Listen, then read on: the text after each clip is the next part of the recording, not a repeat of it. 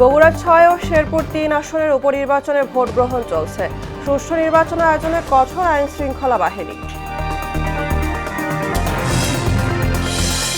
আবু সাইদ হত্যা মামলার রায় আজ। আসামি সাবেক ভিসি হাসিবুর রশিদ সহ ৩০, গ্রেফতার আছেন ৬ জন।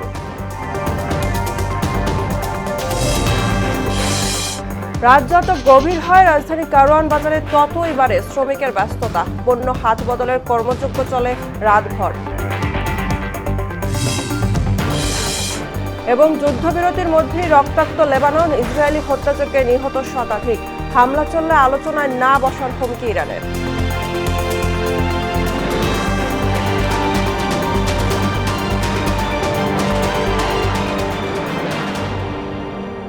আসসালামু আলাইকুম, মোহনা সংবাদে স্বাগত।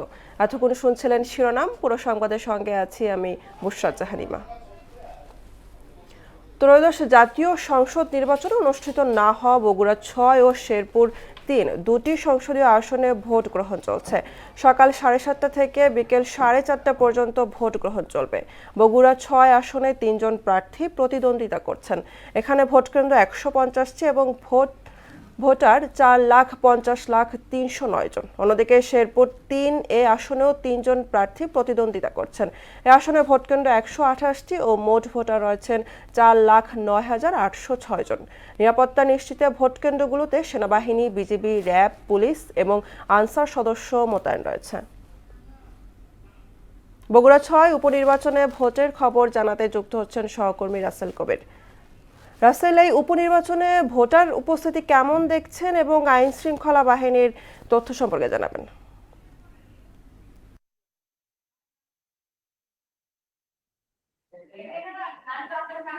ইমা, আপনি যেমনটি জানতে চেয়েছেন, এই মুহূর্তে আমি রয়েছি বগুড়ার পৌরসভার মাঝে যে কেন্দ্রটি হাসনা জাহান ভান্ডারী বালিকা উচ্চ বিদ্যালয়, এই কেন্দ্রে আমি রয়েছি। এই কেন্দ্রে কিন্তু প্রায় ৩৬০০ কিছু বেশি ভোটার তাদের ভোটাধিকার প্রয়োগ করবেন। আসলে আপনি যেমনটি জানতে চেয়েছেন যে ভোটারদের উপস্থিতি কেমন, আমরা কিন্তু দেখেছি ভোট শুরু হয়েছে সকাল 7:30 থেকে 7:30টার পর থেকেই। আমরা দেখছি আসলে যারা বা ভোটার আছে তারা কিন্তু আসতে শুরু করেছে এবং তারা ভোট দেওয়া শুরু করছে, আমরা এমনটি আসলে দেখতে পেয়েছি। তো ইমাই, আপনার মাধ্যমে একটু জানিয়ে রাখি যে আমরা যেমনটা জেনেছি বগুড়া সদর আসনে কিন্তু হেভিওয়েট 2 জন প্রার্থী আছে। 2 জন ইতিমধ্যেই ভোট প্রদান করেছে বাংলাদেশ জাতীয়তাবাদী দল বিএনপির মনোনীত প্রার্থী রেজাউল করিম বাদশা, যিনি এই কেন্দ্রে আসলে ভোট প্রদান করেছে এবং 11 দল মনোনীত প্রার্থী যিনি আবেদুর রহমান সোহেল, যিনি সিউজখালী জামতলা প্রাথমিক বিদ্যালয়ে যিনি ভোট প্রদান করেছেন। এবং আসলে 2 জনই গণমাধ্যমের সাথে কথা বলেছেন, তারা আসলে সন্তুষ্টি প্রকাশ করেছেন। তারা তো এই বগুড়া সদর আসনের ১৫০টি কেন্দ্রে এবার কিন্তু ৫০,০০০-এর কিছু বেশি নারী এবং পুরুষ ভোটার তাদের ভোটাধিকার প্রয়োগ করবে। এবং আসলে এই ভোটকে কেন্দ্র করে আমরা দেখেছি যে আইন শৃঙ্খলা রক্ষাকারী বাহিনী যারা আছে, আইন শৃঙ্খলা রক্ষা বাহিনীর সদস্যরা যথেষ্ট সরব রয়েছে। তারা তাদের আসলে ভোটকে সুষ্ঠু এবং শান্তিপূর্ণ করার জন্য যেগুলো আসলে পদক্ষেপ গ্রহণ করা দরকার সেই পদক্ষেপগুলো গ্রহণ করেছে। আমরা যেমনটি আসলে তাদের সাথে কথা বলে জেনেছি এবং আমরা কার্যক্রম দেখতে পেয়েছি। গতকাল রাত্রেও দেখেছে তারা চেকপোস্ট বসিয়েছে এবং আসলে মানুষের ভোট প্রদানের আসলে তাদের ভোটের যে আসলে আশা এবং যাওয়ার ব্যাপারে নিরাপত্তা নিশ্চিতের জন্য তারা আসলে জেলা নির্বাচন কর্মকর্তা কিন্তু আসলে এরকম ব্রিফিং দিয়েছেন যে মানুষ যেন শান্তিপূর্ণভাবে ভোট প্রদান করতে পারে এবং তারা বাসায় ফিরতে পারে। তবে 2 প্রার্থী তারা এখন পর্যন্ত ভোটের পরিবেশের বলেছে, তারা ভোটের পরিবেশ সুষ্ঠু হবে বলে আশা করেছেন এবং এখন পর্যন্ত কোনো অপ্রীতিকর ঘটনা ঘটেনি। বগুড়া সদর আসনে ভোট গ্রহণ চলছে। এই ছিল আমার কাছে সদর আসনে ভোট নিয়ে সর্বশেষ। ইমা, রাসেল, আপনাকে ধন্যবাদ। সংরক্ষিত নারী আসনে নির্বাচনের তফসিল ঘোষণা করেছে কমিশন। আগামী 12 মে অনুষ্ঠিত হতে যাওয়া নির্বাচনে থাকছে 30টি প্রতীক। মনোনয়ন জমা দেওয়ার শেষ দিন 21 এপ্রিল আর প্রত্যাহারের শেষ তারিখ 29 এপ্রিল। সিনিয়র সচিব জানান, নির্ধারিত সময়ে সুষ্ঠু ও শান্তিপূর্ণ নির্বাচনের জন্য সব ধরনের প্রস্তুতি নেওয়া হয়েছে। এমআর আসাদের রিপোর্ট। গেল 6 এপ্রিল সংরক্ষিত নারী আসনের ভোটের তারিখ জানায় নির্বাচন কমিশন। বুধবার দুপুরে ইসি সিনিয়র সচিব আক্তার আহমেদ ঘোষণা করেন ভোটের সম্পূর্ণ তফসিল। প্রার্থীরা মনোনয়নপত্র দাখিল করতে পারবেন 21 এপ্রিল পর্যন্ত। প্রত্যাহারের শেষ সময় নির্ধারণ করা হয়েছে 29 এপ্রিল। মনোনয়নপত্র দাখিলের শেষ তারিখ হচ্ছে 21 এপ্রিল, এটা মঙ্গলবার, এবং এটা হচ্ছে নির্বাচন কমিশনের সচিবালয়ের ভবনে। নির্বাচনের জন্য প্রতীক রয়েছে 30টি। আক্তার আহমেদ জানান সুষ্ঠু নির্বাচনের স্বার্থে সব ধরনের প্রস্তুতি নেওয়া হয়েছে। আশা করি যে আমরা যে বেঞ্চমার্কটা জাতীয় পর্যায়ের নির্বাচনে আপনাদের সকলের সহযোগিতায় করেছে সেটা থেকে প্লাস হবে। মনোনয়নপত্র যাচাই বাছাই হবে 22 ও 23 এপ্রিল। প্রার্থীরা আপিল করতে পারবেন 26 এপ্রিল, আর আপিল নিষ্পত্তি 27 ও 28 এপ্রিল। রিটার্নিং অফিসার মনোনয়নপত্র বাছাইয়ের জন্য 22 এবং 23 তারিখ এটা আপনার সময় দিয়েছেন, আমাদের এখানেই এটা হবে। আপিল আবেদন 26 তারিখ, এটা রোববার, যদি কেউ আপিল করেন তাহলে এটা।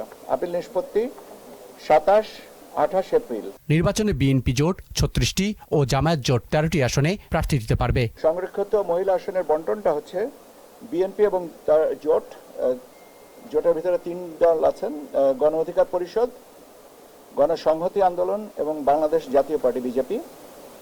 এনাদের 36টা। আর আসাদ, মোহনা সংবাদ, ঢাকা। সংরক্ষিত নারী আসনে যোগ্য, শিক্ষিত ও সাংগঠনিক কাজে পারদর্শীদের বিবেচনা করা হবে বলে জানিয়েছেন প্রধানমন্ত্রীর রাজনৈতিক উপদেষ্টা রুহুল কবির রিজভী। একান্ত সাক্ষাৎকারে তিনি বলেন, দীর্ঘ 17 বছর ফ্যাসিবাদী সরকারের নানা নির্যাতনের শিকার হয়েছে বিএনপির নারী নেতাকর্মী। সংসদে নারী অধিকার নিশ্চিত সহ নারীর ক্ষমতায়নে তারা ভূমিকা রাখবে বলে আশা প্রকাশ করেন রিজভী।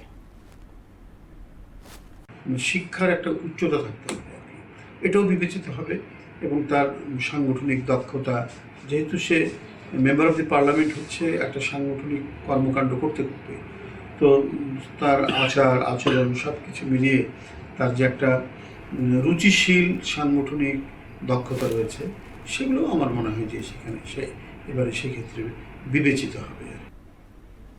24-এর গণঅভ্যুত্থানে আবু সাঈদ হত্যার ঘটনায় মানবতাবিরোধী অপরাধ মামলার রায় আজ। বিচারপতি নজরুল ইসলাম চৌধুরীর নেতৃত্বাধীন আন্তর্জাতিক অপরাধ ট্রাইব্যুনাল 2-এ হবে এই রায়। মামলায় বেগম রোকেয়া বিশ্ববিদ্যালয়ের সাবেক ভিসি হাসিবুর রশিদ সহ আসামি 30 জন। এদের মধ্যে কেবল গ্রেফতার হয়েছেন 6 জন। তারা হলেন বেরবির সাবেক প্রক্টর শরীফুল ইসলাম, সাবেক সহকারী রেজিস্ট্রার রাফিউল হাসান রাসেলের সাবেক কর্মচারী মোহাম্মদ আনোয়ার পারভেজ, পুলিশের সাবেক সহকারী উপপরিদর্শক আমির হোসেন, সাবেক কনস্টেবল সুজন চন্দ্র রায় এবং ছাত্রলীগের ইমরান চৌধুরী ওরফে আকাশ। মামলায় তদন্ত কর্মকর্তা সহ 25 জন সাক্ষ্য দিয়েছেন।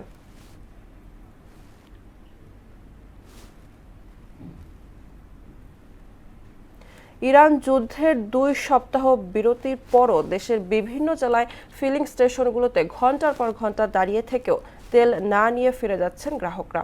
অনেক জায়গায় কার্ড ও অ্যাপের মাধ্যমে দেওয়া হচ্ছে তেল। প্রতিনিধিদের তথ্যে ডেস্ক রিপোর্ট।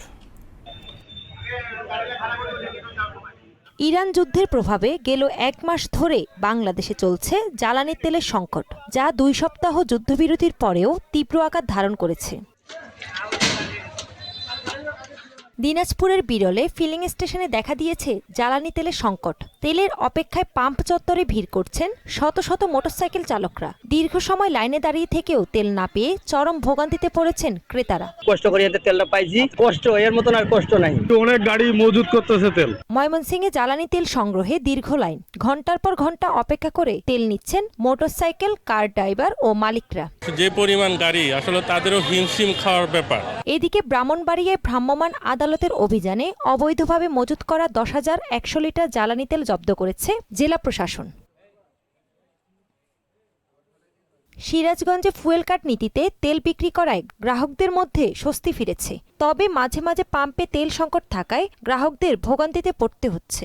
নিয়মটা আসলে ভালো আছে, আমার কাছে ভালো লাগছে, এবং যে পরিমাণ তেল দিচ্ছে তাতে একজন মানুষের মনে হয় আর লাগে না। কার্ড পাওয়ার পরে তেল নেওয়াতে তেমন ঝামেলা নাই। ট্যাগ অফিসাররা বলছেন, ফুয়েল কার্ডের মাধ্যমে সুশৃঙ্খলভাবে তেল বিতরণ করা হচ্ছে। যাদের কার্ড আছে আমরা এনশিওর করতেছি সেই কার্ডগুলোকে তেল দেওয়ার জন্য, যাদের কার্ড নেই তাদেরকে আমরা তেল দিচ্ছি। চাঁপাইনবাবগঞ্জের গোমস্তাপুর ও শিবগঞ্জ উপজেলায় জ্বালানি তেল সরবরাহ নিশ্চিতে অনিয়ম ও কালোবাজারি রোধে অ্যাপ ভিত্তিক নতুন কার্যক্রম চালু করেছে প্রশাসন। প্রয়োজনের বেশি আমরা কাজ যেন না করি, সেই ক্ষেত্রে আমরা একটু সচেতন হব। আমি সকলের সহযোগিতা কামনা করছি। দ্রুত এই সমস্যার সমাধান করে তেলের সরবরাহ স্বাভাবিক করার জন্য প্রশাসনের হস্তক্ষেপ কামনা করেছেন ভুক্তভোগীরা। তাহসিন তারিন, মোহনা সংবাদ। রাত যত গভীর হয় শ্রমিকের ব্যস্ততা ততই বাড়ে রাজধানীর কারওয়ান বাজারে। নীরব রাতে এই একটি বাজারেই আয়ের খোঁজে জীবন সংগ্রামের গল্প লিখতে আসেন 3 শ্রেণীর শ্রমিক। আধ ঘন্টায় তারা আয় করেন 1 থেকে 1,500 টাকা পর্যন্ত। যদিও শ্রমিকরা বলছেন ঢাকার বিভিন্ন স্থানে বাজার গড়ে ওঠায় কারওয়ান বাজারে কমেছে আয়ের পরিমাণ। বিস্তারিত বিজন কুমারের রিপোর্টে। কেউ ভ্যানে করে টানছেন মালামাল, কেউ আবার মাথায় করে, কেউ আবার ব্যস্ত ট্রাকের পণ্য খালাসের কাজে। ঘড়ির কাঁটা তখন 1টা ছুঁই ছুঁই। রাজধানীর কারওয়ান বাজারে ঠিক সেই মুহূর্তের দৃশ্য এটি। যেন ক্রেতা বিক্রেতাদের পাশাপাশি শ্রমিকদের পদচারণায় বাজারটি মেতে উঠেছে বিশাল এক অর্থনৈতিক কর্মযজ্ঞে। অথচ যানজটের নগরী ঢাকা তখন অনেকটাই নিস্তব্ধ। হাতে কাজ করি, দিনে কোনো কাজ করি না। মাল বেশি ঢুকলে তাহলে টাকা বেশি, আর আমাদের কাজ হইছে টাকা থেকে গাড়ি থেকে মাল নামানি। রাত গভীর হলেই এই বাজারে ব্যস্ততা বাড়ে শ্রমিকদের। অনেকেই পান না দম ফেলার ফুসরত। এই বাজারে সাধারণত 3 শ্রেণীর শ্রমিকের দেখা মেলে, যাদের প্রত্যেকের আয়ে রয়েছে ভিন্নতা। যারা টুকরি দিয়ে মাল নেয়, আর আরেক হচ্ছে রুটের লেবার, তারা গাড়ি আসলে মনে করেন যে মাল নামাই দেয়। আর ঘরের লেবার হচ্ছে তারা মনে করেন যে ভ্যান দিয়ে যে মালটা যায় ওই মালটা তারা মাথায় নামায়। রাতের আয় খুঁজতে শ্রমিকরা বাজারে আসেন 11 থেকে 12টার মধ্যে। এর পরে এলেই কমে যায় রোজগারের পরিমাণ। 12টার সময় হয়তো ঘুরে গেড়ে 200-400 টাকা কামাই করি, 8টা 10টা বাজলে পরে কাজ শেষ করে দিই। 12টা বাজলে আইলে কাজ করা যায়। দিনের তুলনায় রাতের কাজে কিছুটা স্বস্তি পান এই কর্মজীবীরা। পাশাপাশি দিন রাতের রোজগারেও রয়েছে কিছুটা তারতম্য। 1200-1300 টাকা ইনকাম হয়, তার ভিতরে আপনার আছেন 300-400 টাকা খরচা, আর বাদ বাকি টাকা বাসায় পাঠাই দিই। রাতে ইনকাম বেশি হয়, ভালো হয়, আর রাতে কাজ করতে ভালো লাগে। এই জন্য রোদের ছায়া পড়ে না, নিরিবিরি। এছাড়াও রাতের বাজারে দক্ষ শ্রমিকদের কদর বেশি। শ্রমিকরা বলছেন নগর জুড়ে বাজার বাড়ায় কমে গেছে কারওয়ান বাজারে আয়ের পরিমাণ। কারণ বাজার যার যেমন ভালো হয়, কিন্তু ওই আশেপাশে বাজারটা লাগে, কারণ একটু কমে গেছে, বাজারের বেচা কিনাটা কমছে। রাতভর হাড় ভাঙা খাটুনি, তবুও এসব শ্রমিকরা কাজ করে যান ক্লান্তিকে হার মানিয়ে। কারণ নিস্তব্ধ রাতে ব্যস্ত বাজার মনে করিয়ে দেয় পরিবারের দায়িত্বের কথা। বিজন কুমার, মোহনা সংবাদ, ঢাকা। গাজীপুরে ড্রেনেজ ব্যবস্থা অকার্যকর থাকায় 12 মাসই নোংরা পানি জমে ব্যস্ত সড়কে বছর জুড়েই থাকে জলাবদ্ধতা। কাশিমপুরের জিতার মোড় থেকে জিরানী বাজার এবং বিএডিসি মোড় থেকে শ্রীপুর আঞ্চলিক সড়ক এখন এক দুর্ভোগের নাম। জলাবদ্ধতায় হাজারো মানুষের ভোগান্তি চরমে। দ্রুত ব্যবস্থা নেওয়ার আশ্বাস দিয়েছে কর্তৃপক্ষ। মেহেদী হাসানের প্রতিবেদন, জানাচ্ছেন আফরিন পপি।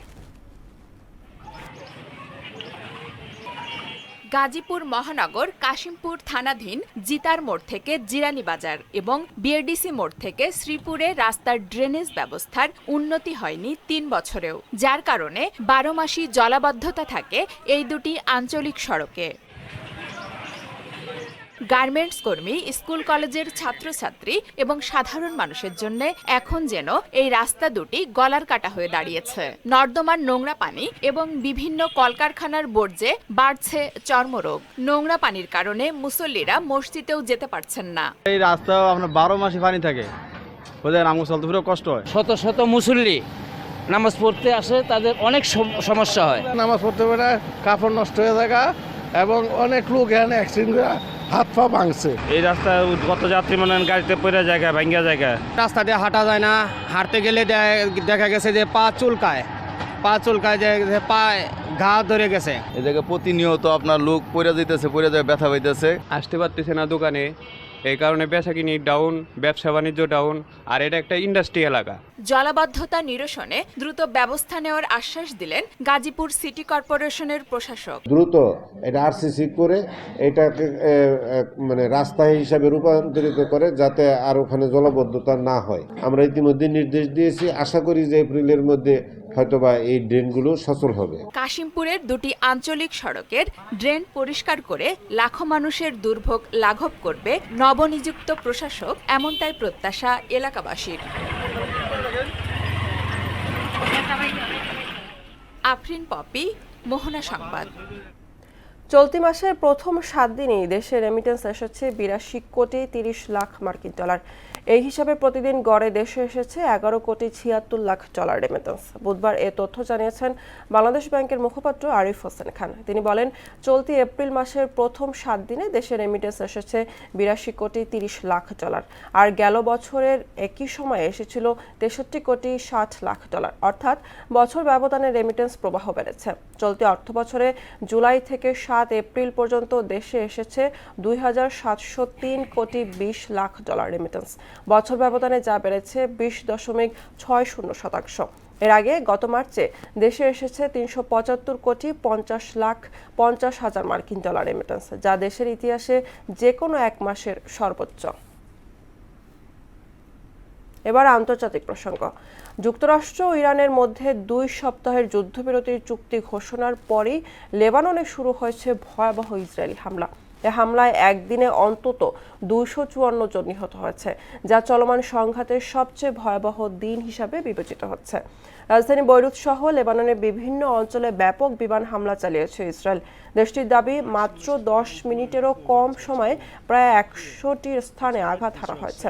তবে এসব হামলায় অসংখ্য বেসামরিক মানুষের প্রাণহানির অভিযোগ উঠেছে। এমন পরিস্থিতিতে ইরান মধ্যস্থতাকারী দেশগুলোকে জানিয়েছে, যদি লেবাননে হামলা বন্ধ না করা হয় তাহলে যুক্তরাষ্ট্রের সঙ্গে তারা আলোচনায় বসবে না। যেসব দেশ ইরানকে সমরাস্ত্র সরবরাহ করবে সেসব দেশের ওপর 50% শুল্ক আরোপের হুঁশিয়ারি দিয়েছেন মার্কিন প্রেসিডেন্ট ডোনাল্ড ট্রাম্প। এ বিষয়ে কোনো ধরনের ছাড় দেওয়া হবে না বলে উল্লেখ করেন তিনি।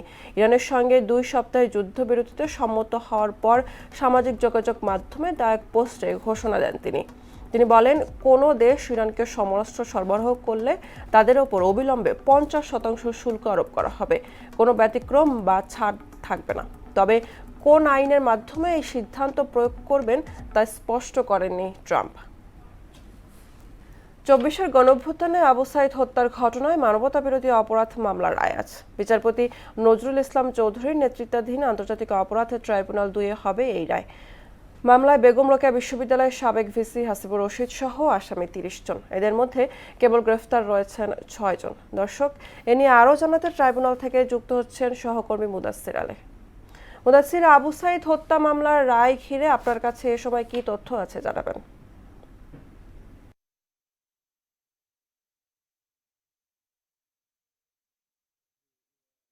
এই মুহূর্তে কিন্তু ট্রাইব্যুনালে এসে হাজির হয়েছে আবু সাঈদ হত্যা মামলা সহ আরও অন্যান্য মামলার আসামিরা। আপনাদের যদি একটু দেখাতে চাচ্ছি যে ঠিক আমার এই সামনেই রয়েছে এই যে আসামিদের আনা হয়েছে, এখানে গাড়ি আছে, প্রিজন ভ্যানে করে আসামিদের আনা হয়েছে।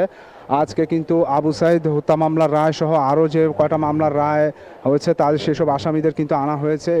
এই মামলার আসামি কিন্তু মোট 30 জন, যার মধ্যে কিন্তু কেবলমাত্র 6 জন গ্রেপ্তার হয়েছে। এই 6 জনকেই কিন্তু আনা হয়েছে।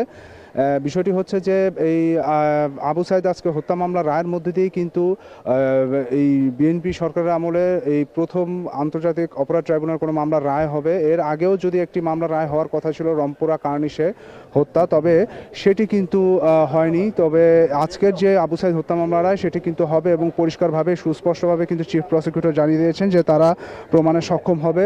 এই যে আবু সাঈদ হত্যা মামলার আসামিদের আনা হয়েছে এবং এই এখন ট্রাইব্যুনালে উঠানো হবে এবং ঠিক বেলা 11টার পরপরই কিন্তু রায়ের আনুষ্ঠানিকতা শুরু হবে এবং এরপরই কিন্তু তাদের রায় প্রক্রিয়ার আনুষ্ঠানিকতা চলবে। যে বিষয়টি হচ্ছে এমা, যে এই হত্যা মামলার যে একটি বিষয় আছে সেটি হচ্ছে যে এখানে কিন্তু সাম্প্রতিক সময়ে এই যেদিন যে আবু সাঈদের হত্যার ঘটনাটি ঘটে 2024 সালের 16 জুলাই, সেখানে কিন্তু সিসিটিভি ফুটেজে একজন পুলিশ কর্মকর্তা সংশ্লিষ্টতার অভিযোগ ওঠে। যদিও পরবর্তীতে চিফ প্রসিকিউটর জানিয়েছেন যে তারা এ বিষয়ে তদন্ত করেছেন এবং এই আবু সাঈদ পার্টিকুলারলি আবু সাঈদ হত্যার ব্যাপারে তার কোনো সংশ্লিষ্ট ওভাবে পাওয়া যায় না। যদিও অন্য ঘটনার ক্ষেত্রে তার সংশ্লিষ্টতা পাওয়া গেছে এবং এর জন্য তাকে গ্রেফতার দেখানো হয়েছে এবং এর বিরুদ্ধে কিন্তু তার তদন্ত চলছে। তো আজকে এই ট্রাইব্যুনালে এর পাশাপাশি কিন্তু আরেকটি যে মামলা, যেটি হচ্ছে রামপুরা কার্নিশের হত্যার সেটির কিন্তু যে এডিশনাল এভিডেন্স, সেই এডিশনাল এভিডেন্সের কিন্তু আজকে উপস্থাপন করা হবে। এর পাশাপাশি কিন্তু কিন্তু আওয়ামী লীগ নেতা কামরুল ইসলামের মেডিকেল রিপোর্টের বিষয়েও কিন্তু একটি প্রতিবেদন দাখিল করার একটি বিষয় রয়েছে। তো এই ছিল আমার কাছে আবু সাইদ হত্যা এবং আন্তর্জাতিক অপরাধ ট্রাইব্যুনাল সম্পর্কিত বলার মতো তথ্য। মুদাসসির, আপনাকে ধন্যবাদ। রক্ষণাবেক্ষণ ও সংস্কারের অভাবে জরাজীর্ণ অবস্থায় ঘোড়াঘাট ডাকবাংলো। একসময় এখানে ব্যবসা ও বাসস্থানের কেন্দ্রবিন্দু থাকলেও সময়ের পরিবর্তে আজ তা বিলুপ্তির পথে। আসবাবপত্র নষ্ট হওয়া সহ বেড়েছে মাদক সেবীদের আড্ডা। এটি সংস্কার করা সহ পুনরায় চালুর কথা জানান উপজেলা ভূমি কর্মকর্তা শামসুল ইসলামের প্রতিবেদন জানাচ্ছেন মাহমুদ আক্তার। সংস্কার ও রক্ষণাবেক্ষণের অভাবে জরাজীর্ণ অবস্থায় ব্রিটিশ আমলে নির্মিত দিনাজপুরের ঘোড়াঘাট উপজেলার ডাকবাংলো। বৃষ্টি হলেই ছাদ ও টিনের চাল দিয়ে পানি পড়ে। ইট খুলে পড়া সহ ছাদের উপরিভাগে জন্মেছে বিভিন্ন আগাছা। এতে আসবাবপত্র নষ্ট হওয়ায় ভবনটি বর্তমানে ব্যবহারের অনুপযোগী হয়ে পড়েছে। বর্তমানে ডাকবাংলোটিতে কোনো পাহারাদার নেই, বেড়েছে মাদকসেবীদের আনাগোনা। তাই এটি সংস্কার ও নিরাপদ করা অতি জরুরি বলে মনে করছেন সচেতন মহল। ঘোড়াঘাট এই ডাকবাংলা বেহাল দশা হয়ে পড়ে রয়েছে। কর্তৃপক্ষ যারা আছে আমি তাদের কাছে বিশেষভাবে অনুরোধ করব যে আপনারা এই সরকারি একটা জায়গা, আপনাদের নিজস্ব যে জায়গাটা আছে এই জায়গাটাকে সঠিক সংরক্ষণের ব্যবস্থা করুন। অতি দ্রুত সংস্কার করলে সরকারি কর্মচারী কর্মকর্তারা এখানে আসে থাকতে পারবেন এবং আমাদের এলাকার উন্নয়ন তো অবশ্যই হবে। এটা একটা কমিউনিটি সেন্টার হয়, আমার মনে হয় এলাকার মানুষের জন্য খুব একটা ভালো হবে। রাজপুরে নেশার অভয়ারণ্য এটা হয়ে গেছে, এখানে মানুষ অনেক সাফার ফিল করি আমরা এলাকার মানুষজন। অনেক লেখালেখি হচ্ছে, অনেক কিছু তুলে ধরে এখানে, আসলে কোনো কিছু এটার উন্নয়ন হয় না। সব জেনে বাংলোটি সংস্কার করা সহ পুনরায় চালুর ব্যবস্থা করবেন বলে জানান এই কর্মকর্তা। ডাকবাংলোটি ভেঙে এখানে নতুন একটি ডাকবাংলো করা হবে। জেলা পরিষদ থেকে ইতিমধ্যে এটি নিলাম করার ব্যবস্থা নেওয়া হয়েছে। তো আশা করা যায় এই ডাকবাংলোটি ভেঙে যখন নতুন করে করা হবে তখন এই ধরনের সমস্যা আর থাকবে না। আমরা বিশ্বাস যে খুব শীঘ্রই এই কাজটি শুরু হবে। ব্রিটিশ শাসনের পর 1971 সালে পাকিস্তানি পাক হানাদার বাহিনীর ক্যাম্প হিসেবে ব্যবহার করা হতো এই ডাকবাংলোটি। মাহমুদ আক্তার, মোহনা সংবাদ। এবার সারা দেশে অনুষ্ঠিত সভা সমাবেশ নিয়ে প্রতিনিধিদের পাঠানো তথ্য ও চিত্রে ডেস্ক রিপোর্ট। খুলনায় জলবায়ু পরিবর্তনজনিত অভিবাসী ও অভ্যন্তরীণ বাস্তুচ্যুত জনগোষ্ঠীর জন্য সামাজিক নিরাপত্তা কর্মসূচি শক্তিশালীকরণ শীর্ষক গোলটেবিল বৈঠক অনুষ্ঠিত হয়েছে। রংপুরের পীরগাছায় ব্যবসায়ীকে মারপিট ও হত্যার হুমকির অভিযোগের প্রতিবাদে সংবাদ সম্মেলন করেছেন ভুক্তভোগী। নওগাঁয় শিক্ষার্থীদের সঙ্গে পুলিশ সুপারের সচেতনতামূলক সভা অনুষ্ঠিত হয়েছে। সিরাজগঞ্জে 2 দিনব্যাপী 47তম জাতীয় বিজ্ঞান ও প্রযুক্তি সপ্তাহ উপলক্ষে বিজ্ঞান মেলার উদ্বোধন করা হয়েছে। ভোজ্য তেলের কৃত্রিম সংকট সৃষ্টির প্রতিবাদে নড়াইলে মানববন্ধন কর্মসূচি পালিত হয়েছে। গোপালগঞ্জে ভোজ্য তেলের কৃত্রিম সংকট তৈরির প্রতিবাদে মানববন্ধন করেছে consumer association of Bangladesh Gopalganj জেলা শাখার নেতৃবৃন্দ। জয়পুরহাটের পাঁচবিবিতে আলু চাষিদের নিয়ে প্রশিক্ষণ কর্মশালা অনুষ্ঠিত হয়েছে। জেলা প্রশাসন ও জেলা স্কাউটসের যৌথ উদ্যোগে চাঁপাইনবাবগঞ্জে পালিত হয়েছে বাংলাদেশ স্কাউটস দিবস। নওগাঁর মান্দায় সংসদ সদস্য ইকরামুল বারী টিপুর বিরুদ্ধে মানহানিকর সংবাদ সম্মেলনের প্রতিবাদে বিক্ষোভ মিছিল ও সমাবেশ অনুষ্ঠিত হয়েছে। বাংলাদেশ স্কাউটস নরসিংদী জেলা শাখার আয়োজনে বাংলাদেশ স্কাউটস দিবস নানান কর্মসূচির মধ্য দিয়ে উদযাপন করা হয়েছে। বাজেট বৃদ্ধি, আধুনিক স্টুডিও সম্প্রসারণ ও পূর্ণাঙ্গ অনুষ্ঠান চালুর দাবিতে খুলনা বেতার শিল্পীদের সংবাদ সম্মেলন অনুষ্ঠিত হয়েছে। নাটোরের গুরুদাসপুরে উপজেলা প্রশাসনের আয়োজনে 2 দিনব্যাপী 47তম বিজ্ঞান মেলার উদ্বোধন করা হয়েছে। নারায়ণগঞ্জে ব্যবসায়ী সেলিম প্রধানের মুক্তির দাবিতে মানববন্ধন অনুষ্ঠিত হয়েছে। পিরোজপুরে সুপেয় পানি সংকটের সমাধান চেয়ে পৌরবাসীর পৌরসভা ঘেরাও অবস্থান কর্মসূচি পালিত হয়েছে। সীতাকুণ্ড উপজেলায় 47তম জাতীয় বিজ্ঞান ও প্রযুক্তি সপ্তাহ উপলক্ষে বিজ্ঞান মেলার উদ্বোধন করা হয়েছে। আফরিন পপি, মোহনা সংবাদ। খেলার খবর ক্রিকেট। বিদ্যুৎ সাশ্রয় করতে বাংলাদেশ নিউজিল্যান্ড সিরিজের সময় পরিবর্তন করবে ক্রিকেট বোর্ড। বিশ্বব্যাপী জ্বালানি সংকটের কারণ আসতে যাচ্ছে এই পরিবর্তন। চলতি মাসের 17 তারিখ থেকে মাঠে গড়াতে যাচ্ছে নিউজিল্যান্ডের বিপক্ষে বাংলাদেশের সাদা বলের সিরিজ। বিসিবি প্রধান তামিম ইকবাল বলেন, বিদ্যুৎ সাশ্রয় করতে নিউজিল্যান্ড সিরিজের সময় পরিবর্তন। ওয়ানডে ম্যাচ 11টা অথবা 11:30, টি-20 বেলা 2টা অথবা 2:30টায় হতে পারে। ফুটবল চ্যাম্পিয়ন্স লিগের কোয়ার্টার ফাইনালের প্রথম লেগে বার্সেলোনাকে 2-0 গোলে হারিয়েছে অ্যাটলেটিকো মাদ্রিদ। ক্যাম্প নুতে ম্যাচের 44 মিনিটে বার্সেলোনা ডিফেন্ডার পাউ কুবার্সি লাল কার্ড দেখে মাঠ ছাড়লে ম্যাচের চিত্রনাট্য বদলা যায়। ফাউল থেকে পাওয়া ফ্রি কিক থেকে গোল করে অ্যাটলেটিকোকে এগিয়ে দেন হুলিয়ান আলভারেজ। বিরতির পর ম্যাচের 70 মিনিটে গোল করেন সরল। এতে 2-0 গোলের জয় নিয়ে মাঠ ছাড়ে দিয়াগো সিমোনের দল। রাতের আরেক ম্যাচে লিভারপুলকে 2-0 গোলে হারিয়েছে পিএসজি। এদিন ম্যাচের 11 মিনিটে দেশিরে 2-এর গোলে লিড নেয় পিএসজি। বিরতির পর ম্যাচের 65 মিনিটে খাভিচার গোলে 2-0-তে লিড নেয় স্বাগতিকরা। এ জয়ে সেমিফাইনালের দিকে এক পা দিয়ে রাখল লুইস এনরিকের দল। দর্শক, এ পর্যায়ে জানিয়ে দিচ্ছে আজকের সংবাদপত্রের গুরুত্বপূর্ণ শিরোনামগুলো।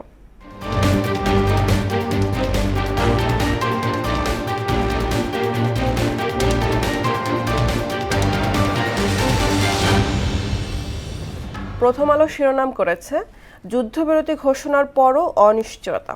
সংসদে বিতর্কের পর দায়মুক্তির বিল পাস। বিশ্ববাজারে জ্বালানির দাম কমছে, দুশ্চিন্তা কমল দেশে। দৈনিক ইত্তেফাক শিরোনাম করেছে, সন্ত্রাস বিরোধী আইনের সংশোধনী বিল পাস। খলিলুর জয়শঙ্কর বৈঠক, সম্পর্ক জোরদারের সম্মত দুই দেশ। মধ্যস্থতা করেছে পাকিস্তান, শনিবার ইসলামাবাদে বৈঠক, 2 সপ্তাহের যুদ্ধবিরতি। সমকাল শিরোনাম করেছে, যুদ্ধবিরতিতে স্বস্তি এলেও শঙ্কা কাটেনি। বিল পাস, নিষিদ্ধ থাকছে আওয়ামী লীগ কার্যক্রম। ইরানের 10 দাবি যুক্তরাষ্ট্রের মানার সম্ভাবনা কতটুকু। বাংলাদেশ প্রতিদিন শিরোনাম করেছে, ইরান, যুক্তরাষ্ট্র ও ইসরায়েলের 40 দিনের যুদ্ধ, অবশেষে যুদ্ধবিরতি, ইরানে উল্লাস। যুগান্তর শিরোনাম করেছে, ইরানে যুক্তরাষ্ট্রের আগ্রাসন যুদ্ধে কার লাভ কার ক্ষতি। 14 দিনের যুদ্ধবিরতি, ইসলামাবাদের শান্তি বৈঠক কাল, অবশেষে ট্রাম্পের দম্ভই চূর্ণ। The daily star, ceasefire jolted by fresh attacks, war fallout to slow growth, deepen poverty, says WB। দর্শক, এই ছিল আজকের সংবাদপত্রের গুরুত্বপূর্ণ শিরোনামগুলো। শেষ করব মোহনা সংবাদ, যাবার আগে শিরোনামগুলো আরো একবার।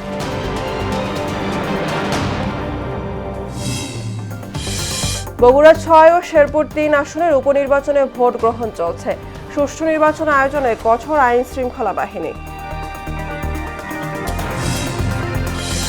আবু সাইদ হত্যা মামলার রায় আজ। আসামি সাবেক ভিসি হাসিবুর রশিদ সহ 30, গ্রেফতার আছেন 6 জন।